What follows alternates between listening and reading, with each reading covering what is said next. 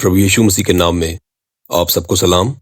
आज का सवाल जिसके बारे में हम बात करेंगे वो है कि यीशु के 12 चेलों में से कोई भी औरत क्यों नहीं थी।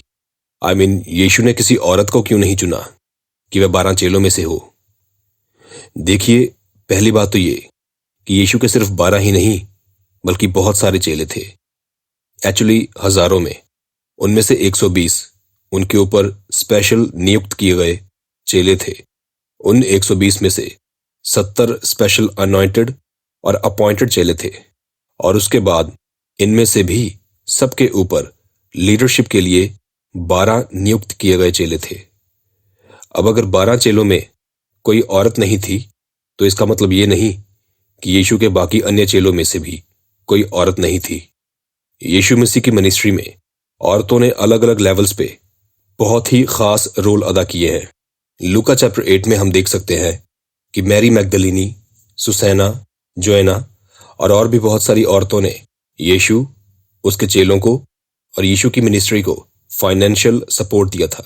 अगर औरतें या औरतों का ये काम इंपॉर्टेंट ना होता तो लूका इस बात को सदा के लिए याद रखने के लिए लिखता ही ना। और हम ये कैसे भूल सकते हैं कि यीशु के बाद पहला सुसमाचार सुनाने वाली औरतें ही थीं जो यीशु की कब्र पर गईं और वापस आकर यह समाचार दिया कि यीशु जी उठा है। औरतें यीशु की मिनिस्ट्री में हमेशा इंटेग्रल प्रेजेंस रखती रही हैं। और यही नहीं, एना, फीब, क्लोई, लीडिया, होनिया और भी बहुत सारे नाम आपको बाइबल में मिल जाएंगे। But the question remains same कि लीडरशिप करने वाले जो 12 चेले थे उनमें फिर क्यों कोई औरत नहीं है। इसके पीछे बहुत सारे प्रैक्टिकल और कल्चरल रीजन थे। उस टाइम पे जो औरतें होती थी वो इतनी ज्यादा एजुकेटेड नहीं होती थी, स्पेशली स्क्रिप्चर्स के मामले में, जैसे कि तोरा, तनाख, तालमुद जैसी किताबों में लिखी गई बातों के बारे में उनको इतनी नॉलेज नहीं थी। और इसी वजह से ये थोड़ा मुश्किल था, एक्चुअली बहुत ज्यादा मुश्किल था कि उनके ऊपर कलीसिया की फाउंडेशन को स्थापित करना, जिनको स्क्रिप्चर्स की ज्यादा नॉलेज ही नहीं है। क्योंकि यीशु की मिनिस्ट्री को उस टाइम पे एक बगावत के तौर पे देखा जा रहा था, जो ज्यूइश कल्चर से हटकर एक अपना ही अलग धर्म स्थापित करने की कोशिश कर रहा था। हालांकि असल में ऐसा नहीं था। यीशु किसी अलग धर्म की स्थापना नहीं कर रहा था, बट लोगों को ऐसा ही लग रहा था कि यीशु शरीयत के खिलाफ है। ऐसे में उनको सुसमाचार सुनाना बहुत ही कठिन काम था, जो आप ही के खिलाफ हो। कई बार तो लोग हाथापाई तक करते थे, जिस पर औरतों की शारीरिक कमजोरी उनके लिए और ज्यादा कष्ट का कारण ठहरती। और जो लोग उनकी बात सुनते भी, वह इतने क्वेश्चंस, इतने सवाल, इतने डाउट पूछते जिनका जवाब देना औरतों के लिए मुमकिन ना होता। क्योंकि जैसा कि मैंने पहले बताया, उनको स्क्रिप्चर्स की नॉलेज ही नहीं दी जाती थी उस समय। और आज के युग में तो हर कोई अपनी बेटी को पढ़ाता है, लेकिन उस टाइम पे बहुत बहुत रेयर था कि कोई औरत पढ़ी लिखी हो, इसलिए वह खुद से भी नहीं पढ़ पाती थी। और लीडरशिप में तो लीडर को हर डाउट क्लियर करना अनिवार्य होता है। तो वह ये कैसे करती जबकि उन्हें खुद ही स्क्रिप्चर्स की नॉलेज की कमी के कारण वह डाउट्स क्लियर ना होते। देखिए, यीशु ने अपने डिसाइपल्स को चारों दिशाओं में प्रचार करने के लिए, फैल जाने के लिए आज्ञा दी थी कि जाओ, सारे संसार में प्रचार करो।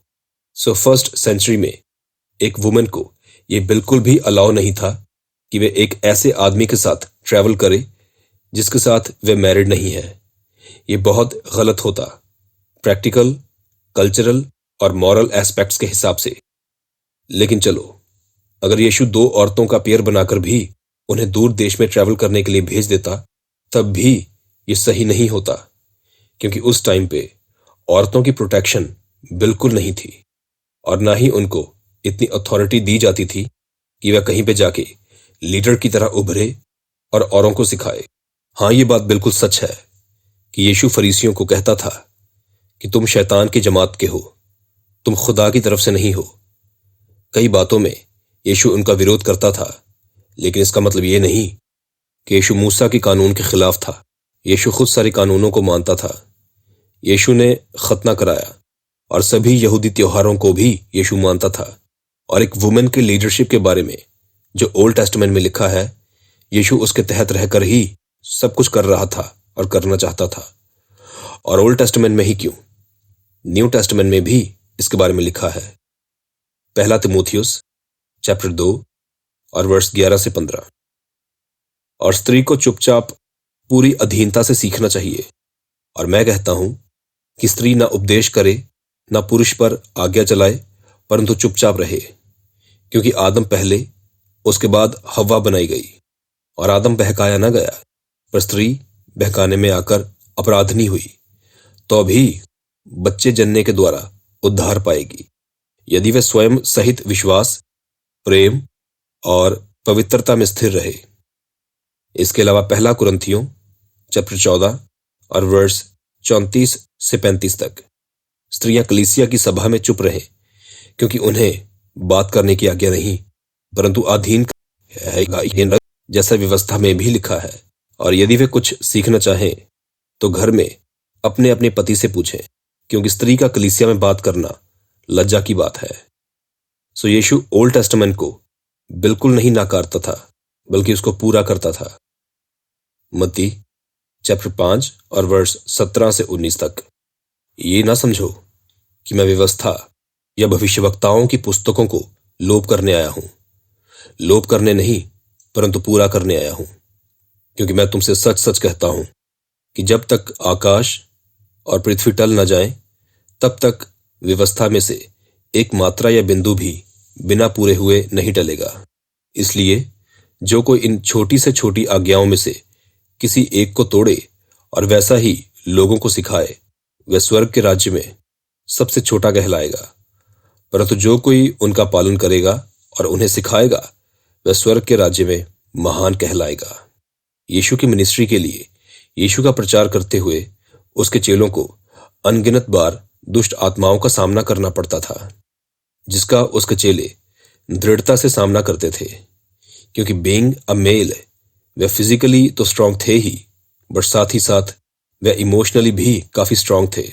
बट जब औरत की बात आती है तो औरत इमोशनली काफी वीक होती है, इमोशनली काफी सेंसिटिव होती है, क्योंकि खुदा ने उसे इसी तरह से बनाया है। वह इमोशनली सेंसिटिव और वीक इसलिए होती है क्योंकि वे औलाद पैदा करती हैं।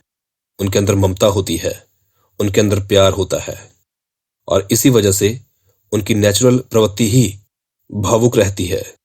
और बहुत बार ये देखा जाता है कि जो दुष्ट आत्माएं होती हैं, वे मेंटली अटैक भी करती हैं, इमोशनली अटैक भी करती हैं, जिसका सामना वह ना कर पाती और उनकी सेफ्टी पे खतरा हो जाता। ऑलराइट, तो आज का एपिसोड यहीं खत्म होता है। आज की इस वीडियो से रिलेटेड और मेल खाती हुई एक और वीडियो मैंने अपने चैनल पर बनाकर अपलोड की थी तकरीबन 9 मंथ्स पहले, कि क्या एक औरत पास्टर बन सकती है या नहीं। अगर आप इस वीडियो को देखेंगे तो आज की वीडियो से रिलेटेड और ज्यादा क्लियरेंस आपको हासिल होगी। सो अगर आप चाहें तो इस वीडियो को भी देख सकते हैं। मैंने इस वीडियो का लिंक डिस्क्रिप्शन बॉक्स में डाल दिया है। और अगर आपके मन में भी बाइबल को पढ़ते हुए या उपदेश सुनते हुए कोई क्वेश्चन उत्पन्न होता है, तो कमेंट बॉक्स आपके लिए खुला है। कोई भी क्वेश्चन हो, कैसा भी क्वेश्चन हो, आप कमेंट बॉक्स में मुझसे पूछ सकते हैं। अगर आप मेरे चैनल पर पहली बार आए हैं तो प्लीज इस चैनल को सब्सक्राइब कर लीजिए और साथ वाले बेल आइकन को भी प्रेस कर दीजिए, ताकि जब भी मैं कोई नई वीडियो अपलोड करूं तो उसका नोटिफिकेशन आपके फोन में पहुंच जाए। प्रभु यीशु मसीह के नाम में आप सब पर सलामती हो। आमीन।